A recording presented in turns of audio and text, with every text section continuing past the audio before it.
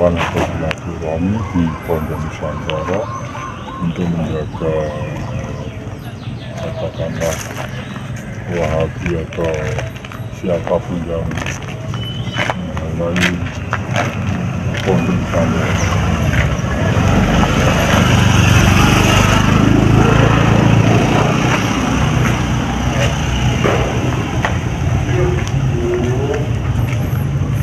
Assalamualaikum. Oh ini.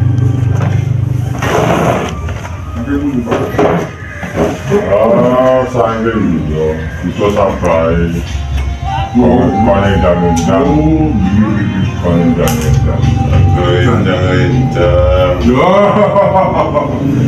agak enak nih kok. Sampai apa? Bebas bundi Pak. Santai deh. Ini Mas Jan. Berapa hari? Berapa hari? Banyak. Kerja di sini, kerja bantu siapa? Seminggu Pak. Seminggu. Tunggu seminggu. Iya. Nanti saya ada mandat dari apa suruh sini jam 4. Saya Jam 4. suruh sini, tapi beliaunya kan masih tidur atau luar. Istirahat. Iya, istirahat mungkin. Teman-teman banyak yang nanyain kamu loh. Teman-teman santri ya. Adam sekarang sudah berubah katanya. Bagus sekali ya. Berubah gimana maksudnya Pak? Ya berubah, kamu sekarang lebih baik kan? Kamu lebih baik. Lebih baik. Banyak penggemar kamu. Tenang ini Demi gimana? Allah saya katakan waktu saya live nanyain kamu. Adam kemana Mbah? Paling masih makan saya bilang begitu. Adam kemana Mbah? Tolong jauhin dong, katanya begitu. Waduh. Iya, seperti itu Dam. Banyak yang nanyain kamu lah, seperti itu. Banyak sekali yang nanyain kamu. Jadi kalau aku bikin itu cocok membaca. Yo, bagus, saya dukung. Kalau kamu bikin itu, nanyain. pasti saya dukung. Karena kamu adalah sebagai contoh lah, dukun yang dulu begitu brutal. Mungkin kamu ingat, kadang enggak, tetapi Bajan masih ingat. Waktu itu kamu memukul saya. Saya terkapar, wah kurang ajar. Waduh, saya dipukul sama waktu itu Kuncoro, waktu itu nama kamu. Diajar terus saya, akhirnya saya pun juga begitu balas dendam sama kamu. Nah, sepanjang ceritanya kamu selalu mengusir saya. Ayo Jan, orang undi aku jadinya. Waduh, Iya aja. ya nggak apa-apa lah. Karena kita jadi teman ngopi. Ya, itu memang sekarang. masa lalu. Maka dari itu saya pun mendukung kamu, bahwa kamu sekarang sebagai teladan dukun yang pernah dulu brutal. Kebrutalannya sangat luar biasa, lincah. Waktu itu kamu lari, aku pun tidak bisa kejar. Waktu perang di hutan itu ya, kamu tuh sekali saya pukul kamu lari, Jan, wah gerak kamu luar biasa. Saya sendiri juga heran. Juga heran sama kamu, dan makanya saya belajar ya. Segitu ya. Ya, saya pun juga nggak percaya, dan kalau kamu sudah tobat atau gimana, saya nggak percaya. Tetapi nyatanya hari ini kamu sudah berada di sini. Jadi gitu perjalanan ke Bajan. Iya ya, perjalanan hidupmu luar biasa. Tetapi begini kan, menurut penerawangan saya, kamu itu cobanya luar biasa. Mungkin dari saya tidak bisa menyebutkan karena itu urusan pribadi dalam rumah tangga dan lain-lain seperti itu. Tetapi saya menyadari bahwa Adam ini adalah orang yang kuat. Meskipun tekanan batin yang luar biasa, kamu berusaha mengendalikan. Kalau bukan kamu, bukan seorang Adam atau seorang Kuncoro, mungkin di luar sana pasti lebih brutal, karena katakanlah frustasi mungkin kehidupanmu yang kurang membaik, akhirnya pelampiasannya dengan tindakan. Tapi tindakan bukan positif, tetapi tindakan yang negatif itu pasti. Ya untung dulu bujang-bujangan kamu itu, kamu senang gimana ya, meditasi, hal yang spiritual seperti itu.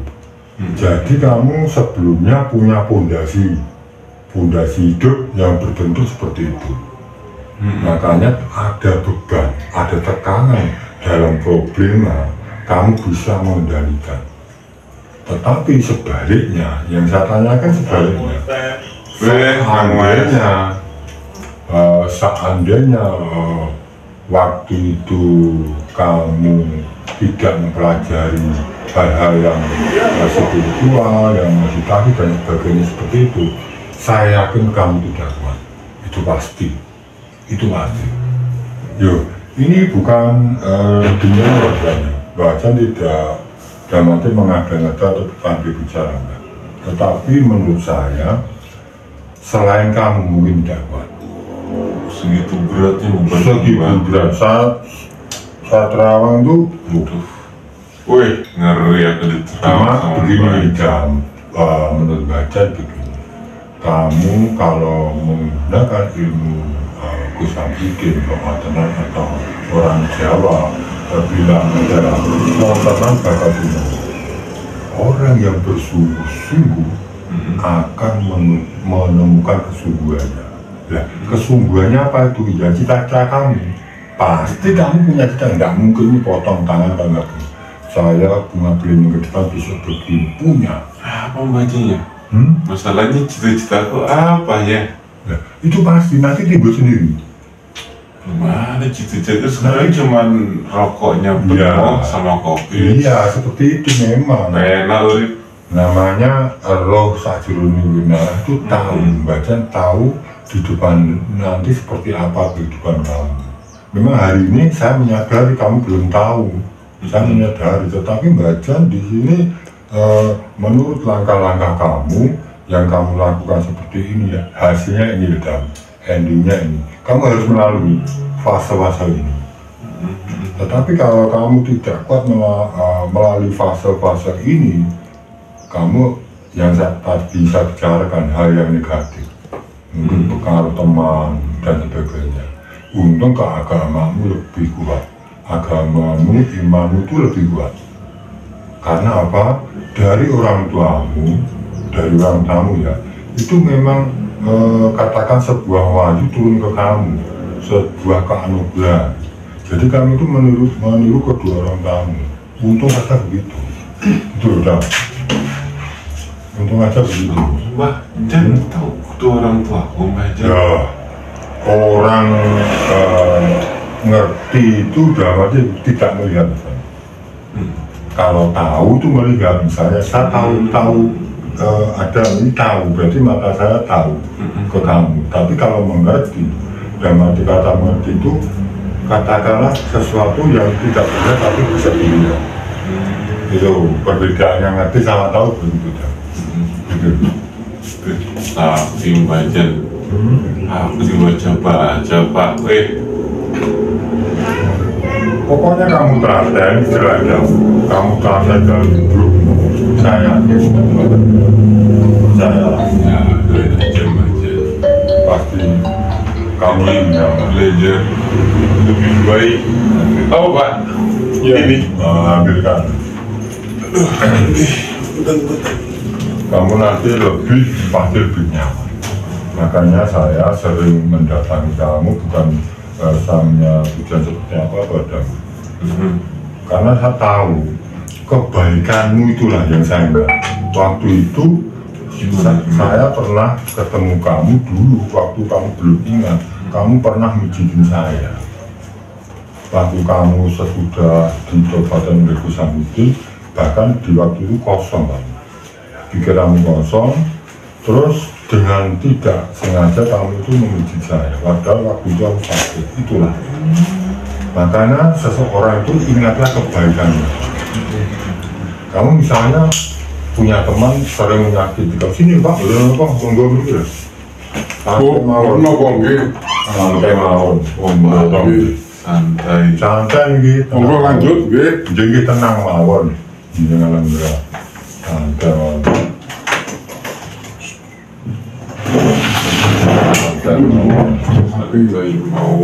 Makanya begitu. Lanjut.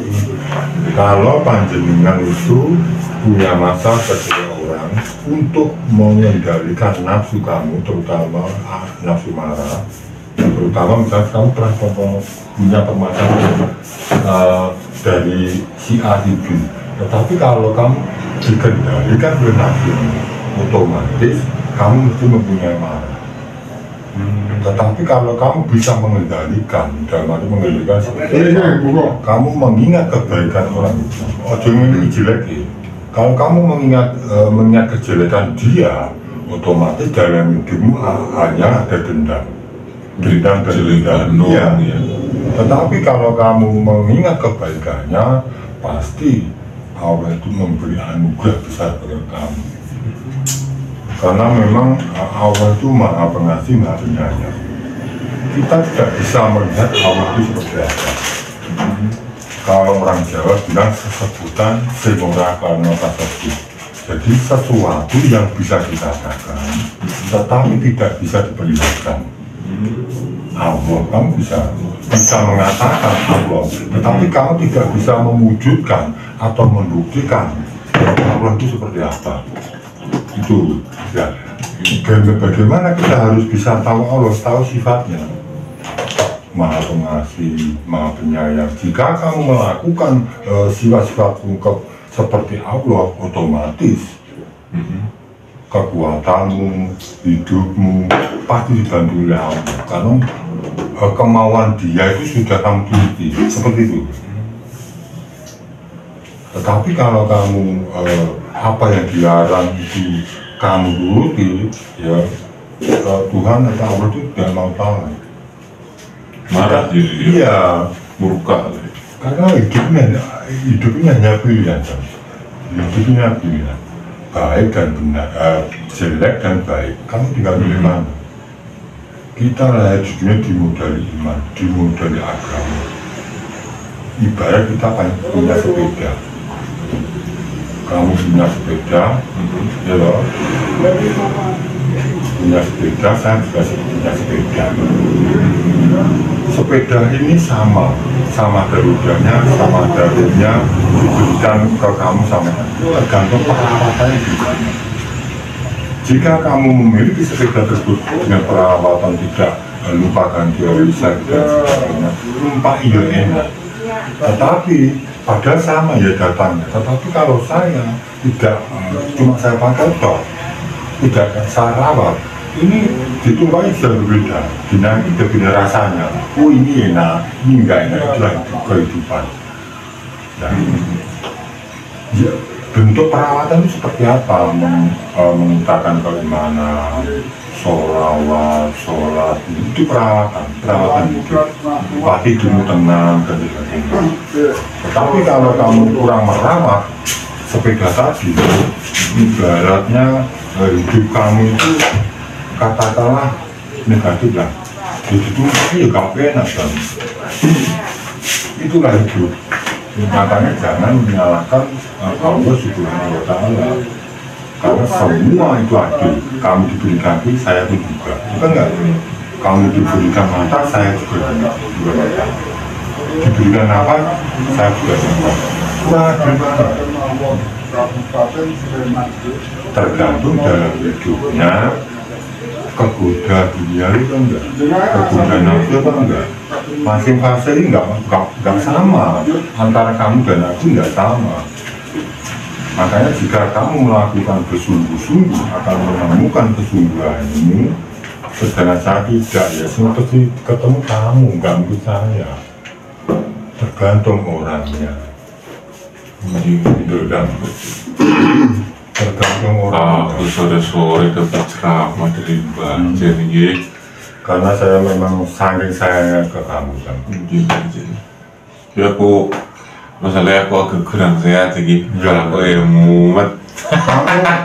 Kamu sebetulnya punya wadah kan, cuma kamu harus mengisikan wadah itu bukan dari siapa-siapa, tapi wadah itu lahir dari dirimu sendiri.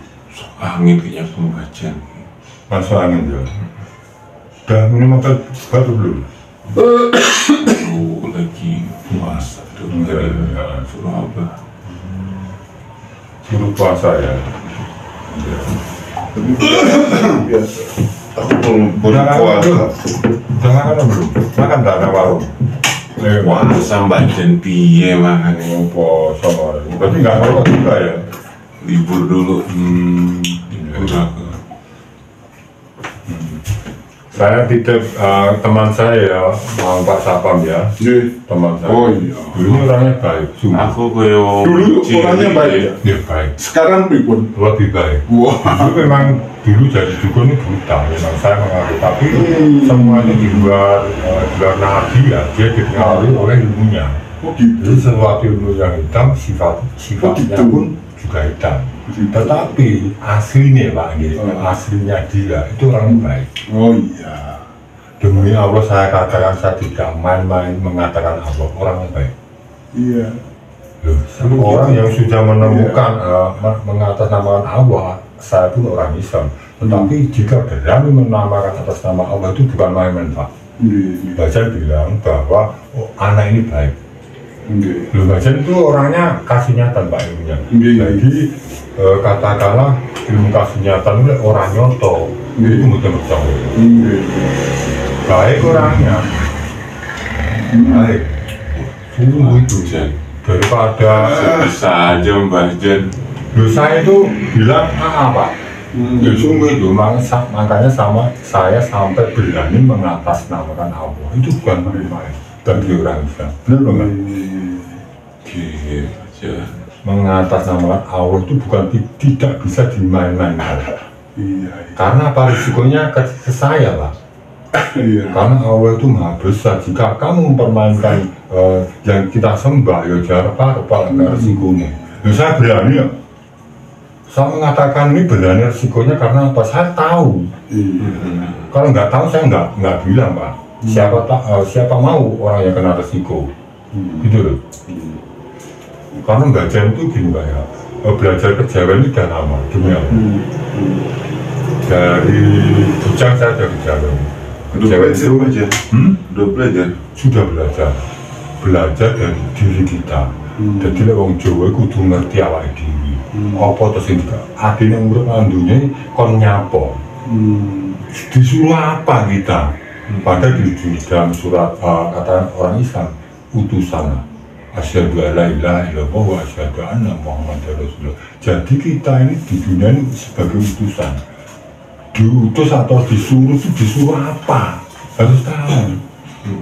Sangan parang dimati itu harus tahu asal muasalnya dan kemana kita harus kembali. Orang Jawa itu Pak, petanannya lebih jelimet Pak, sebetulnya itu.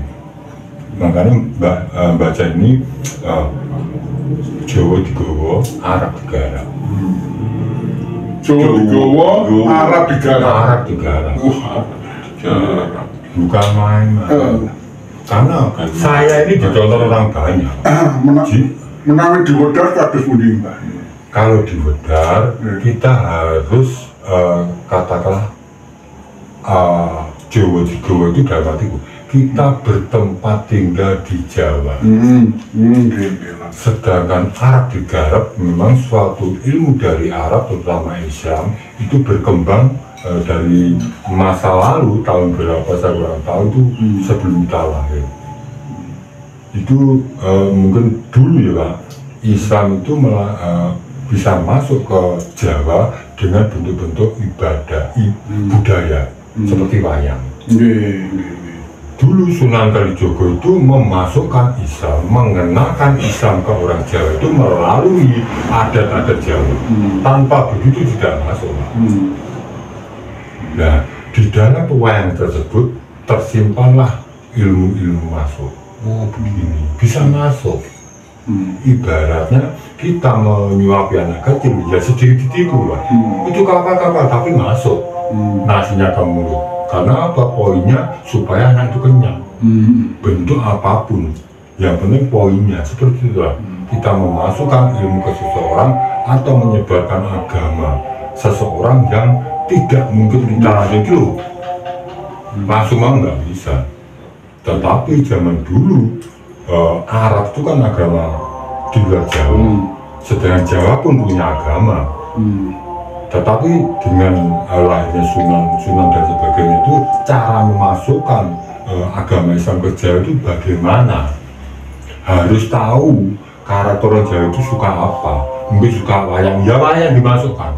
Tetapi di dalam wayang tersebut tersimpanlah atau ilmu-ilmu Islam.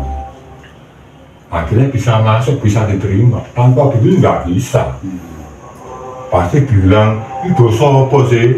Gak paham. Tetapi sama Sunan Kalijogo dilewatkan pewayangan supaya orang Jawa itu bisa menangkap apa yang dikatakan Sunan Kalijogo. Padahal itu berbentuk ilmu lewat budaya.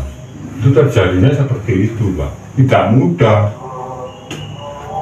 memasukkan agama Islam di dalam tanah Jawa itu dulu. Wah, enak kita tinggal melayani Pak ya, kita sholat, perintah apa gitu. Sekarang istilahnya sudah merdeka ini. Dulu perjuangan orang-orang dulu Sunan Kalijogo dan sebagainya memasukkan agama Islam itu banyak tantangan. Sulit ya. Begitu, iya. Seperti itu. Wawasan Mbah-Jan tenang. Setelah di Mbah-Jan ada, Mbah-Jan apa yang saya punya pasti saya kasih ini. Karena orang Jawa itu ngilmu itu angel urung ketemu. Dalam arti sulit kalau belum ketemu. Tapi kalau panjenengan sudah menemukan ilmu tersebut, ibarat kamu itu sudah tahu pintunya.